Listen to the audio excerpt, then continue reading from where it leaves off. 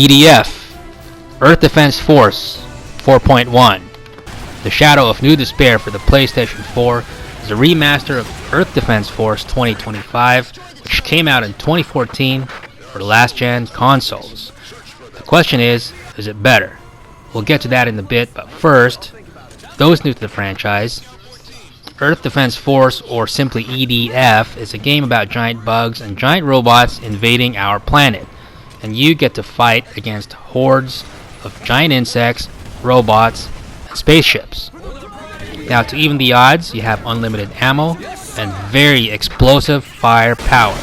Few things are more satisfying than seeing a cluster of giant ants turn into a spray of red mist after a direct hit. Among EDF's most popular features are the highly destructible environments. Almost everything you see in the screen can be destroyed. The truth is, you are a far greater menace to society than the entire alien invading force you're supposed to be defending the Earth against. At the default difficulty setting, EDF 4.1 isn't too hard, but you will occasionally run into sudden difficulty spikes. Sometimes changing your loadout will do the trick, but there are times where your only real option is to beef up your health by replaying earlier missions and farming upgrade points. You could also try replaying them at higher difficulty settings, where the enemies will be tougher and more aggressive, but in return, they will drop more powerful weapons after you kill them.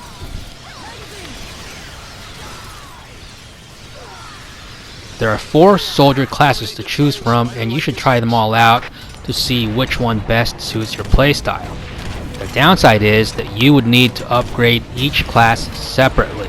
That means if you decide late in the game to switch to a new class, you'll virtually have no chance of surviving.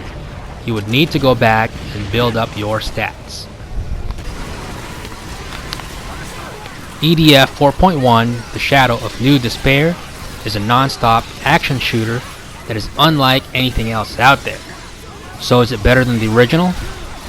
Absolutely. If you've never picked up EDF 2025, then this is definitely the version to get. But what about those who already own EDF 25? Is it worth buying this version? Without a doubt.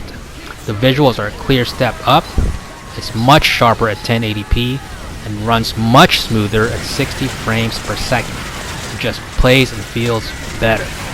The aiming is more precise, and switching weapons is much more responsive.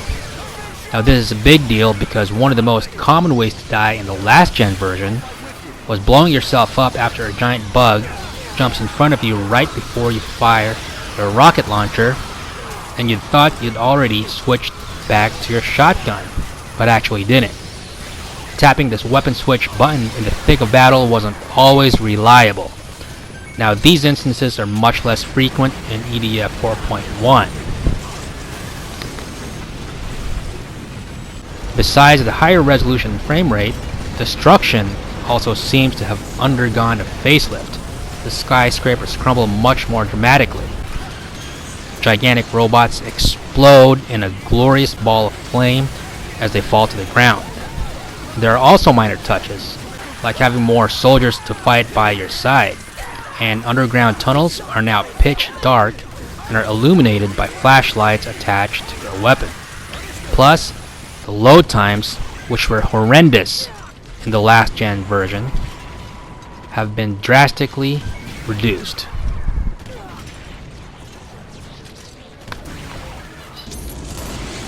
Now this version, EDF 4.1, simply plays better.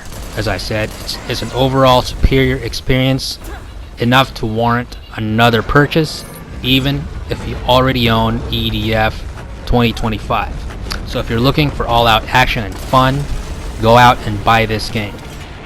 EDF 4.1, The Shadow of New Despair, will not disappoint.